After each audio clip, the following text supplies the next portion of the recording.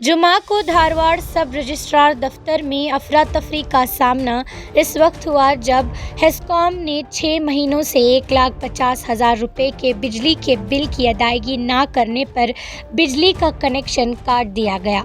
इस अचानक कटने की वजह से तमाम दफ्तर की कार्रवाई मुअत्तल हो गई, जिसकी वजह से सैकड़ों विजिटर्स फंस गए। दफ्तर में एक जनरेटर मौजूद था, लेकिन वो डीजल की कमी की वजह से काम नहीं कर रहा था। रिपेयर के बाद सिर्फ चंद सिस्टम्स की जज़वी तौर पर ऑपरेशन बेहाल हो सकी। मायूस शहरियों जिन्होंने जायदाद की रजिस्ट्रेशन के लिए तवील फासले तय किए थे, इनको बाहर बैठे हुए देखा गया और वो हुकाम पर गुस्सा जाहिर कर रहे थे। लोग ये सवाल कर रहे हैं कि एक हुकूमती महकमे ने जो रोज़ाना लाखों रुपए की ट्रांजैक्शन करता है, अपने बुनियादी बिल्स क्यों नहीं अदा कर सका।